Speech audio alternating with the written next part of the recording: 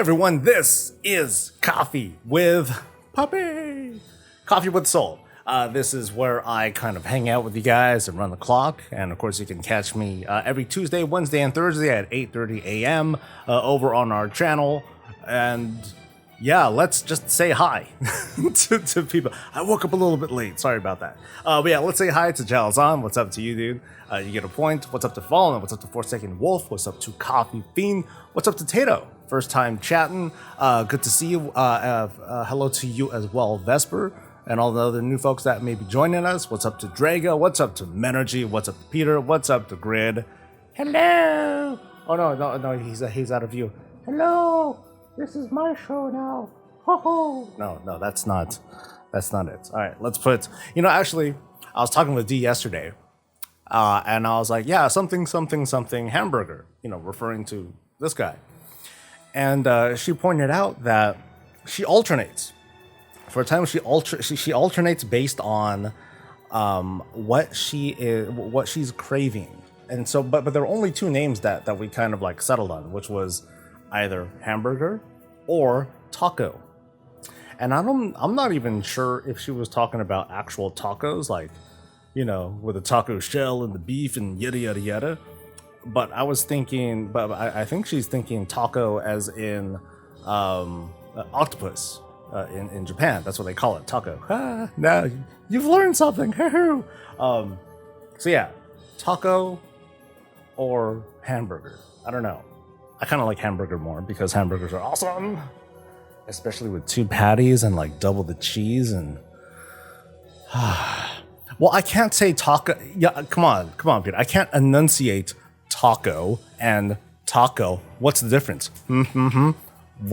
Which was I saying first, right?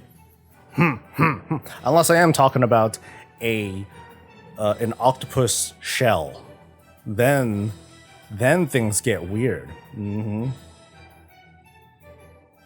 Double, that's an In-N-Out reference. I got it. And their animal style fries with the Thousand Island dressing on top. So good. So today, again, we're going to be hopping into Tales of Arise, but first, of course, we're going to do some WoW-related talky things. There's been kind of like, there's been a rash of talks with regards to, what I would really love to see in like the 10.0 of WoW or the future expansion of WoW and blah, blah, blah, blah. I'm going to jump on that bandwagon very shamelessly because I've been doing so much playing of Tales of Arise that I don't really have a lot of content. So I'm going to settle for this whole little wish list. And instead of doing it as a recording, as a pre-recorded scripted thing, I'm just going to do it live. Maybe we can have a little bit of a chat over it. Might be fun. And I do have some bullet points. So keep in mind that, I'm going to present to you like kind of my wish list, just bullet points as to what I would love to see in a future WoW expansion, preferably the next one. And I'm not going to get too much into it. I'll talk up some of these points, and there's going to be definitely things that I'm missing. Like I didn't even type in dissolving factions. I didn't even say player housing. What kind of sinner am I? God, that's like so out of character. I will upload it. I will upload yesterday's today. Menergy. It's because it's a weird Twitch thing. I'm not supposed to upload stuff from Twitch for 24 hours. It's kind of dumb, but that's what it is. And then Monday's show was just like, not a big deal. But anyway, so in no particular order, the 10.0 wish list. What I like to see. Starting with moving the mic. Starting with horizontal progression. And what I mean by horizontal progression, now there are some people that are like, dude, you got to bring back like the talent trees, man. Just give us this big, crazy, triangular shaped amalgam of things to choose from and choices, and it's going to be fun. That is what is objectively fun. And we've seen after 17 years or so, if there was 17 years worth of talent trees without pruning and that sort of thing, then it would be a mess. It would be like Path of Exile level sort of having to go through stuff. We would be simming, we would be simming talent trees and finding out like the best path. While you're leveling, you should go down this tree, and then once you get to a certain level, reset your talent tree, then go down this path instead. Yada yada yada. I mean, and there's a certain element of fun with that. I'm not even saying that wouldn't be cool, but obviously we didn't go that route.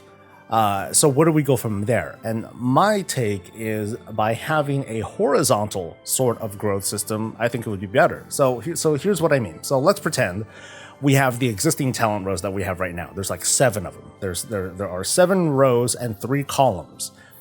In the next expansion, I would like to see one more addition, and that would be for the Covenant powers. Because I think that's like an easy one. One sort of special row where we can choose the kind of Covenant power that we want, and then that will carry us to the end of time, or something close to that. I think that would be kind of cool, or something like that.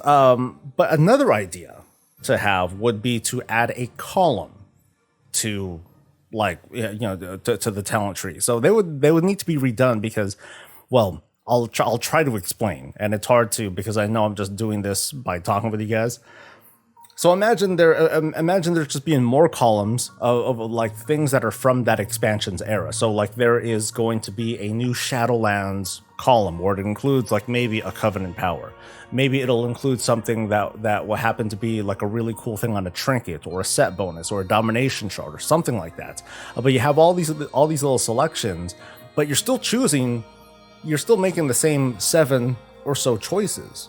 So the idea with horizontal progression is that there's going to be more columns, but the rows remain the same. And what that can potentially do is that with every expansion, you're going to get the ability to have like weirder and weirder combinations, but the number of choices stay the same. So that's kind of the idea with that. I think it's a good balance of being able to give people more options, but at the same time limiting the number of choices to like the same thing. I mean, if you think of Diablo 3, I'm sorry, you see like there are, you have all those like abilities, and then you would choose the runes that you wanted, but you would still make one choice. But you had all these different combinations and synergies that you can think of, and that would be something that I think would be pretty cool for the World of Warcraft. I wrote something that said, I'm just going to read it. Let me just read what I wrote. I wrote, no new things, not even temporary new things. Domination shards be in or nothing. Instead of Korthia gear, should have been the Covenant sent for solo/casual content. So what I meant by that rambling of words was that Blizzard unfortunately broke their sort of promise when they said, oh, we're not going to introduce new systems. We're just going to expand on current ones. Unfortunately, it didn't turn out that way. You could say they lied. I think that's pretty immature to say they lied. But unfortunately, that didn't work out because in 9.0, we got what we got. There were lessons that needed to be learned. And so in 9.1, we got things like the Archivist Codex and upgradable gear. And then we got domination shards. My opinion is that instead of the Korthia gear, what Blizzard should have done was to just apply those sorts of upgrades to the current Covenant set. That's it. I think that's all they needed to have to do in order to kind of give that feel. So I don't know if the whole research thing, I don't think that was necessary. I think there could have been a way to leave anima in the mix and just let that apply to this Covenant gear. So that way there were like these upgrades that you can get pretty easily for the initial Covenant set, but then to get to these higher levels, to get to like, instead of 197, you can bring it up to like 230 something or other. It would take a much more considerable anima cost, but at least you're sticking to like that one currency. Because right now, the Korthian research, all it is basically anima that you only get from Korthia, or it's just a currency that you only get in one place, and all that really serves to do is funnel people into that content, which is okay, but I don't think it was necessary either. I think they could have just stuck with like one certain thing, and then that would have been their way of saying, okay, We still have the same thing. We're just expanding on it and like making it bigger. As for domination shards, I think if they thought of that early on, and it was in the 9.0, and they made a couple of tweaks, and I'll talk about it in just a second, I think that would have been better. So imagine domination shards without the dependence of gear. As long as you possess the shards, you know, this is very bare bones, a very bare bones idea. You can probably, you know, punch holes into this so easily. But if you just possess the shards, each of the 3 sets of shards, 9 shards total, whatever, and then you powered them up through something throughout in just raid content or whatever, that would have been fine. I think that would have worked out. If domination shards were just a thing that slowly grew throughout the expansion, you just had them. You know, it was just a thing that you slowly powered up. If it was just if that was like an expansion feature, you know, if that was part of the whole thing baked into it from the start, I don't think it would have been that bad. That would have carried us from the 9.0. It would have carried us through what we're going through right now, and as well as 9.2 and maybe 9.3. Isn't that what Conduits is? Chat saying. If it was something similar to that, cool. But I think the whole idea of domination shards in the first place was to give something for raiders to make raid gear feel like the best gear, and I think if that was built in from the very start, that might have worked out fine. Maybe, I don't know. But that's kind of what I mean by that. I wrote simple max level progression. Now this one's really vague. I have no ideas for this one, but a lot of us wanted, or there was a lot of clamor for, we want progression past max level, Blizz. This was back in BC days, Wrath of the Lich King days. We want more to do. All it is gear. Gear. And there's a good point behind that. WoW has been a very gear-based game, and the era of Legion, BFA, and Shadowlands has been about creating this sort of post-max level progression. And you know, it's been a mixed bag. Some people like it, some people don't, whatever. But I'd like to see something a bit more simplified. And by that, I sort of mean not having some grindy system behind it, or at least having something that feels a bit more tangible, or it's something that feels more memorable. And I followed up on this thought by saying, instead of borrowed power, work on professions. Because professions were like the original expansion feature of the World of Warcraft. If we say tier sets and trinkets were like the original borrowed power, then I would say professions are the original expansion feature. And I think if they go all in with that, there would be huge dividends, and people would be able to appreciate their professions again if they want a profession, because it should be important too that not everyone wants to have a profession. They don't want to feel like they're toiling away and mining stuff. They want to feel like a big badass hero or a hardcore PvPer. But I think there should be something that everyone can appreciate with professions. Strip down all the efforts that went into like the conduits and the covenant powers and the sanctum and yada yada yada, and put all that stuff back into professions. I think that would be cool, and give it a shot. What's the worst that could happen? I think the last time that they really tried with professions, there are 2 big things that I'm thinking of, which was one, warlords, because I love talking up warlords crafting professions, because apart from the work orders, which I did not like, I did like armor crafting, even with the equipment. I like the customizability of it. I like being able to re-roll your stats and upgrade your gear. All that stuff was fantastic. And then I also think of Miss Pandaria and the Thunderforge, where you had to, commit daily cooldowns in order to make like this really badass thing. And people still do it. And they sell the transmogs, they sell the sky golem. That's still a thing. Those I think are really strong takeaways that go beyond max level. I think that's cool. Excuse me. I wrote down thoughtfully preserving content with a parentheses. Think about the weight on warfronts and island expeditions. So WoW has, the WoW team has a tendency, I'm not going to say they're lazy, right? But they do have a tendency of creating like a certain piece of content, but then waiting a really long time before it becomes accessible to a solo audience, or when it becomes legacy content, it takes a while for them to make that legacy content more accessible. So in 915, we're going to have solo islands, which is great. There's going to be war fronts that are accessible with even fewer people. I believe that number went down, or that number did go down before, and it's going down to like 5 people. Maybe there's going to be some scaling that will help to facilitate that as well. But I think if they did that sooner, that would help to preserve that whole notion of WoW including more evergreen content, or turning content into an evergreen sort of thing afterwards. That way more and more people can appreciate it. Because I personally, I really liked the Warfront sets.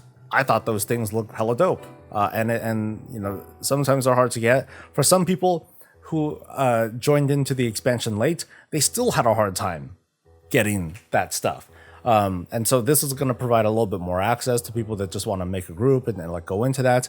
I pie in the sky, I would love for it to be soloable as well, so that people can just kind of do it at their own pace. It'll be a kind of, Warfronts will be a kind of game that you're destined to win. It's just a matter of how much effort are you putting into it. Like, all you have to do is just mine stuff, and then the game will play itself. Maybe that's all that needs to be done. And I think I'm totally okay with that. Let me give a moment to give a quick hi to Krusty and to Gallus for saying hi. He says, though, if I could have one thing, it would be to change rep levels into achievements. And then when you went to the quartermaster, it would check for the achievement that your characters. I'll get to some of that stuff with regards to account-wide stuff. But no, that's a good and popular suggestion. I said something about limiting exclusive rewards to titles, as in, stop removing things, but titles are okay. But I'm not quite sure what to make out of that. Here we go. Here's something. Bake in account-wide things, or like, I wrote that, or like, think about it ahead of time. And I'm not talking about gear or reputations. In this case, okay, maybe reputations to a certain extent. So by talking about account-wide things, first let me at least acknowledge that Blizzard is learning a lot of their lessons from previous expansions, and with this one as well, with regards to, hey, if you put in this much effort into a thing, or if getting to a certain goal involves a pretty monotonous task like the Maw intro and things like that, there should be a skip once you've completed it for the first time. And if you want to play through it again because you want to experience that story with your character and go through those cutscenes and see your character act all that stuff out, that's fine. But you shouldn't be forced to do that, right? So the Maw skip, and things like those should have been thought through in advance. Now, I should at least point out that, thanks to COVID and whatnot, there was probably some measure of thing that could have been done if not for that. We don't know how much, right? We can only use that excuse for so long, but it was there, it happened, it's still happening, because they're still working from home as far as I know. But going back to what we actually want here, seeing what we're going to see in 915 with regards to being able to do story skips and things like that, I think that's great. There are some things that I think should still be skippable that I think in the 915 are not right now, and I'm talking about unlocking that thing, unlocking the Archivist Codex, getting access to do the grinds that we want to do, because that has a certain uniqueness to it. But unlocking those things, not so much. So I would love to see, in future expansions. I think I'm going on a tangent here. But if there is going to be like another single storyline, I'd love to be able to skip that. I do think that's cool. But all those things should be in place at the start. Like they should be thought of during the planning process. And I think I'd like to think that Blizzard's learning those lessons, and they've tried to apply those because there was that initial campaign skip, which was cool, but they got to go all the way. I think now that players got a taste of it, we're addicted to it, and now we want to have, we want to have better accessibility to actually just start, to just start playing the game. So, please, guys, I wrote down. I'll just go out of order now. Player housing. Give us, I know that not everyone likes or cares for player housing, but it's like having a car, right? And the car runs fine. If I was a car, the car runs fine, but you're missing like seats. It's a four person car, but you're missing seats, but otherwise the car moves fine. I'm not trying to diss on it, but every other car has like more than just a couple of seats. That's kind of what I'm saying. Everyone's got it. Why don't we have it in the World of Warcraft? There's so much. There's so many bits of expression that we can get from that. I'd love to have crib style episodes where people are just being toured through the house. Like imagine, this is something that came to mind.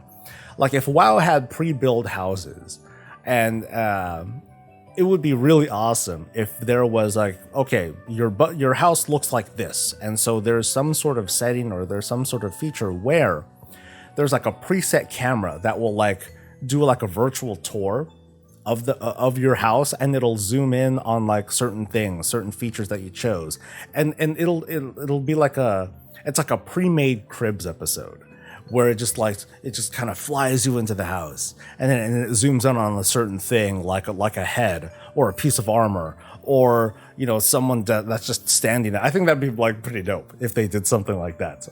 But yeah, anyway, going back to it, player housing, it would do so much for the economy and old content.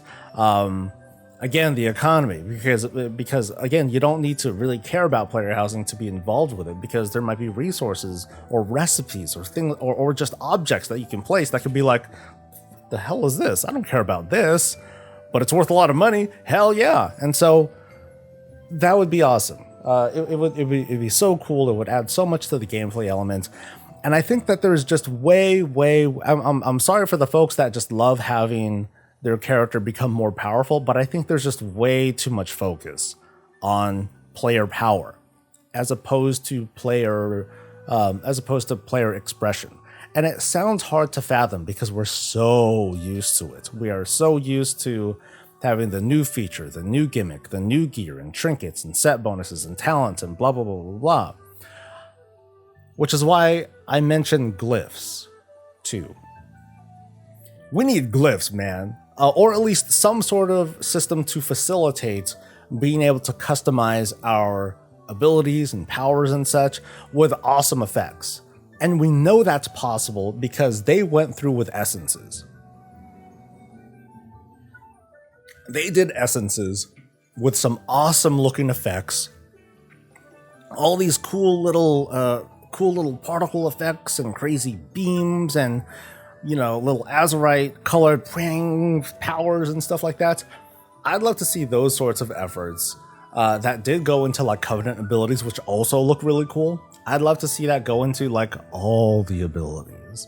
Lock a couple of dudes and dudettes into a room. I know this isn't how it really works. I get it. But figuratively, lock some dudes in a room and just tell them, hey, just remake a whole bunch of different abilities, right? Make all the paladin stuff blood, so we can have blood knight stuff.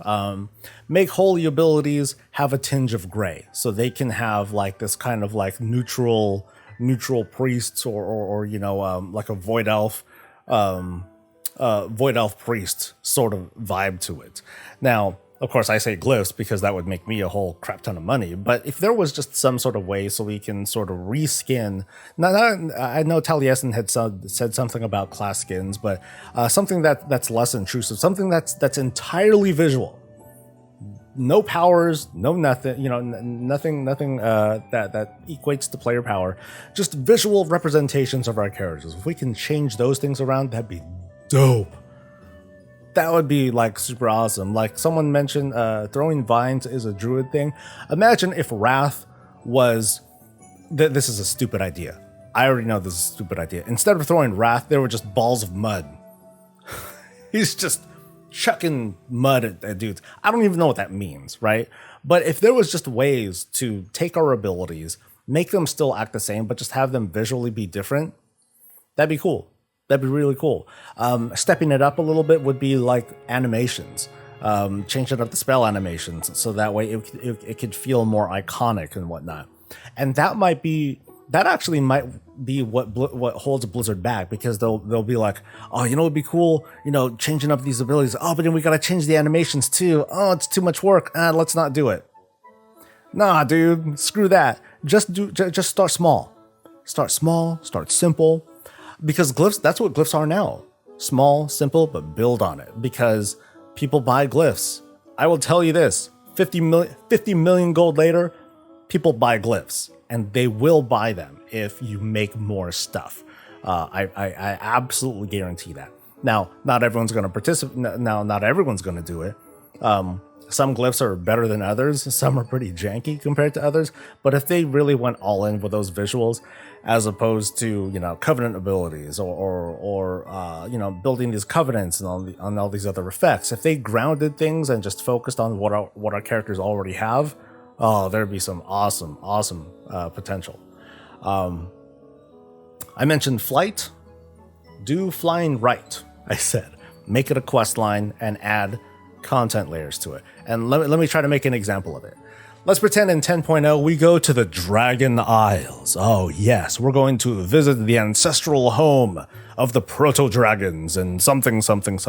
And so you land there on a ship, because somehow you get there by ship and you're like, all right, cool, let's go. And then there's like this big dragonkin dude. He's like, hey, you stranger who's a champion, whatever, man. Welcome to our town, right? And the big dude dragon guy is like, he's like, you're not allowed to fly. He just straight up says, he or she, equality, right? He or she just says, you're not allowed to get on that stupid mount of yours and fly, because we don't know you, stranger. And I promise, if you get up and try to fly, you'll get vaporized instantly. And then you'll see like a quick little cutscene of like some goblin being like, yeah, I'm gonna fly. And then he tries to do it. And then he gets like zapped by a dragon laser, whatever. There's a dragon laser that just zaps everything who is not friendly on the Dragon Isles out of the sky. And then the dragonkin's like, yeah, what you gonna do now? And it can even be tongue-in-cheek. You can be, you know, there could be little dialogue options where you ask like, well, what if I'm on my goblin glider, bitch? And then the dragonkin's like, well, you're not flying, are you? You're just falling slowly. And then you're like, yeah, it's kind of got a point there, right? Or it's like, well, what if I get on like my Aviana's feather or whatnot, huh? What if I do that? And then the dragonkin's like, bitch, just don't get on your mount, all right? Just shut up. Don't get on your mount until later. And then things happen. So stage 2 of this whole flying thing is have the ability to fly still be accessible immediately through like questing, reputation, things like that. And it'd be really easy to do. All you got to do, let's pretend that Dragon Isles is just one continent, right? And there's like one overarching faction. You know, there's like multiple factions. There's like a faction per zone. That's kind of the usual thing. But like, there's one overarching faction, the Dragon faction. Whatever. I'm being very, very, very creative here. The Dragon faction, and that Dragon faction goes up hella slow, and then maybe it'll take like a couple weeks, maybe a month and some change to actually do. But you eventually get it, and once that rep maxes out, you get a quest line where the Dragon dude's like, hey, you know what? You are kind of a champion. You're like pretty awesome. Can I have your autograph? Oh, and by the way, yeah, you can fly now. The dragon laser, yeah, it's not going to hit you anymore because we told it to not hit you anymore. But it'll hit like the weak people, and you get to laugh at them, and it'll be really funny. That's it. That's all that's got to be done. Because by working up that dragon faction, you learn the lay of the land, you end up exploring everything, you end up farming stuff, you're grinding away, toiling away at stuff, and ta-da, you're done. And that's just how it is. And the rabble who are down there below, who started off late, maybe there will be some sort of catch up for them. But otherwise, no. You gotta put in that work, bro. In order to get yourself up and in the air. And then of course, once you unlock it that first time, you get an achievement, and this achievement is account wide. Done. That's all you gotta do to unlock flight. But on top of that too, third stage to flying is that there's gotta be more that's added to flying. I will say that Blizzard is lazy about the way that they treat flying in the World of Warcraft. It's been a long time since flying has actually added stuff into the game, like an island or a place that's only the flying people can access, and they get access to new layers of rewards, whether it's cosmetic rewards or gear or something like that. There's not enough of that. Or there hasn't been anything like that since Warlords, and since Blizzard had their whole we don't really want to have flying anymore. And since then, it felt like they just kind of gave up on it and settled on flying as just a, well, you did it sort of prize. Now it's easier for your alts, and that's all it is. It just makes what you're already doing more trivial, and in my opinion, it should actually add more things to do. Maybe it doesn't have to be. It doesn't have to be like the Mount Olympus of things to do. It doesn't have to be like, in order to be a good player in the World of Warcraft, in order to raid, in order to PvP, in order to get the best gear, you must fly. No, that doesn't need to be the case at all. But there should be like just things to do, because people like having things to effing do. So I'm running out of stuff. Starting to run out of stuff. Dissolving the factions. This was a recent conversation of mine, and so check it out. This is a ham and cheese croissant. Oh, look at this. She's smiling. I thought you were smiling. You're just musing to yourself. Is Happy coming in too? You're not gonna have my croissant. Do you want to sniff it? Yes, she wants to. No, she's just like, should I even come in? She's like, I smell something. I will eat this in several minutes outside of the recording. Okay, anyway. I was saying, dissolving the factions. I already had this conversation a bunch of times, so, I'll try to make this short. The divide should go away. The whole separation between Horde and Alliance, whatever, dude. I'm actually surprised, side note, that the Alliance Hall of Fame has completed. It's on schedule. It's been about a month since the Horde Hall of Fame had wrapped itself up. But I would love for that for that whole divide to just go away. I don't mind inviting gnomes into my guild. Whatever, dude. As far as I'm concerned, it's if you're a Death Knight, you're in. I don't care what race you are. I need more Death Knights. Yeah, that's it. I know it's more than just. I know that lore is like it's really ingrained in some people's heads. Like it or not, people that are against, having Horde and Alliance, having the, I need to avoid that terminology too. In order to get all these races to play together, there's a lot that people need to get over. And like it or not, you're role players too, if you have strong feelings for or against this. Actually, I would say if you have strong feelings against this, you are more of a role player than you might admit to yourself. And because some people, they kind of separate themselves. It's just that in 2021, 17 years into the World of Warcraft, we can't have something that divides players. We can't have something that's like, even early on, way back in the day, like I could have been playing with my real life friends for longer before they would likely quit, if we were able to just play together. Instead, it was like, oh, I play for, I play this race. I'm like, oh, we can't play together. Not only was there a server divide back then, before cross-realm stuff, but there was a faction divide, and that doesn't feel great anymore. There are workarounds to things like PvP and making that work. That, you know, the design solution is out there.